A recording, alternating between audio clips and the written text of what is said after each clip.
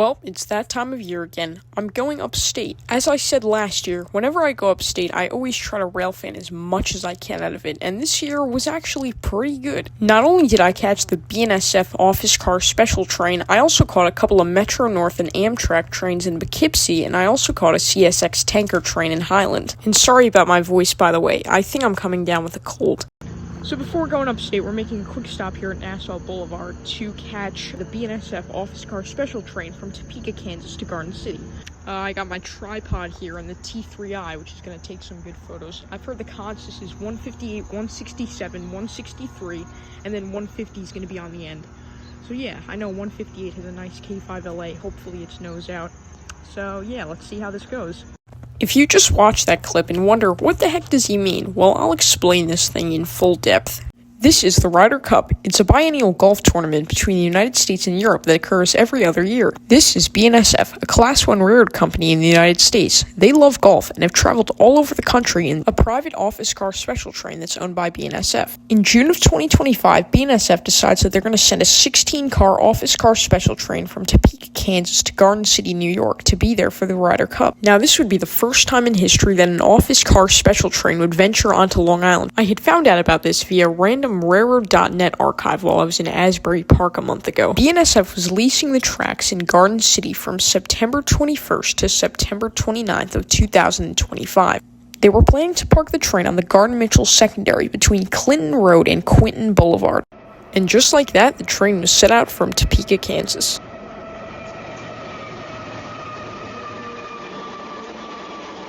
On September 15th, the BNSF OCS left Topeka, Kansas for Garden City, New York. Then on the afternoon of September 17th, the OCS arrived at Selkirk Yard in Selkirk, New York. From there, they would take Metro North's Hudson Line south to Oak Point Yard and take the Fremont Secondary to interchange with the Long Island Railroad. They left Selkirk for Fresh Pond early Friday morning, but were stopped in Croton-on-Hudson, New York for Metro North crews to inspect the train. The crews realized that the train could not fit on the third rail, so it was sent up to Selkirk Friday evening for the problem to be resolved. They fixed the problem only to be denied once again. On Sunday morning, nothing happened. Sunday afternoon, nothing. Then on Sunday evening, Amtrak sent two P-42s from Albany to Selkirk to tow the train, one being Phase 3 Heritage Unit number 145. They were going to take a new road over CSX's B&A to Springfield, Massachusetts, then take the train south to New Haven before going to Fresh Pond in the early morning. I had gotten word that there was going to be an 11:30 a.m. departure out of Fresh Pond Yard, with engines 158, 167, 163, and engine 150 being used as a chaser engine. I wouldn't have been able to see this due to school, but since we happened to be going upstate that day, I was thankfully able to see it at Nassau Boulevard Station.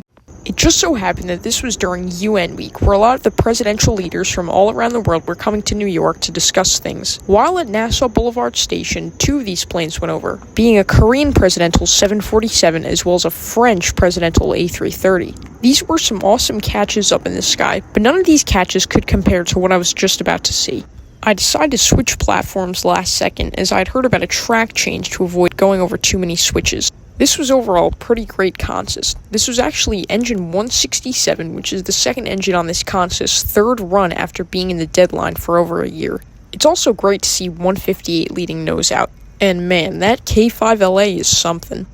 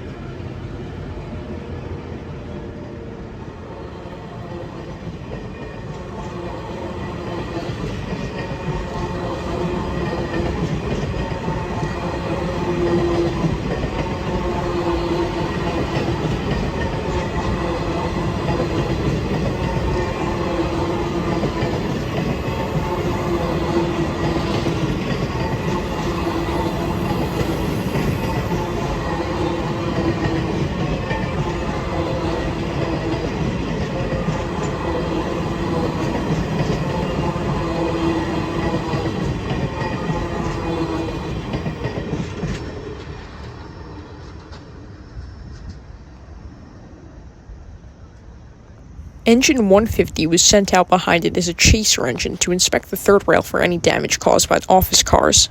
If you thought 158's K5LA was good, listen to 150's K5L. As I like to say, Canadian horns never go bad.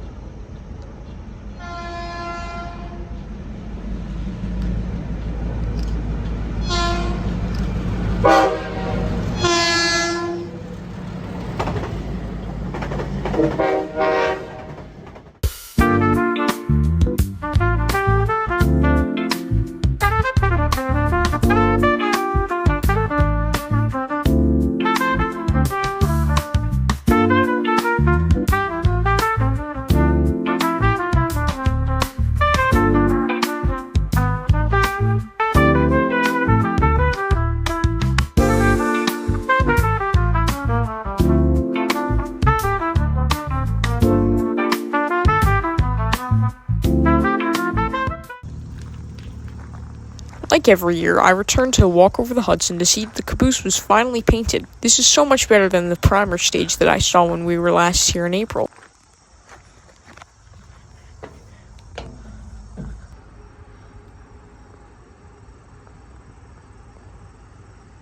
So I'm at the walk over the Hudson thing. Look at this. This is new. I've never seen this before. We've got an old railroad crossing and an old signal.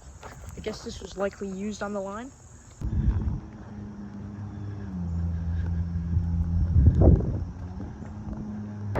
After walking over to the Poughkeepsie side, I noticed a northbound Metro-North train arriving at its terminus. I noticed that minutes later a northbound to Albany would be arriving, so I decided to stay for that. This train actually had one of the new Phase 7 NPCU units leading, so that was pretty cool. Anybody sit back, relax, and enjoy this cool catch.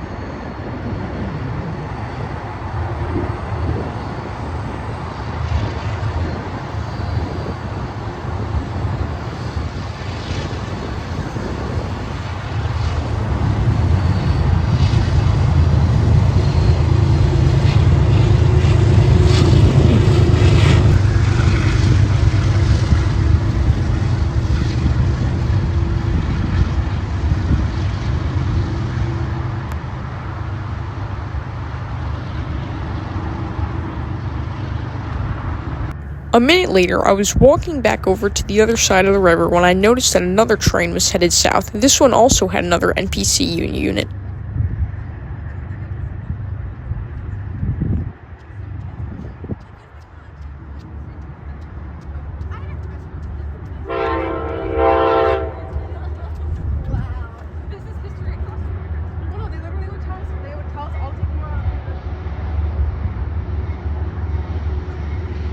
In classic Freight Escape fashion, we always have to stop at Highland after the walk over the Hudson. I decided to stay to see CSX B116 headed to Cicero, Illinois.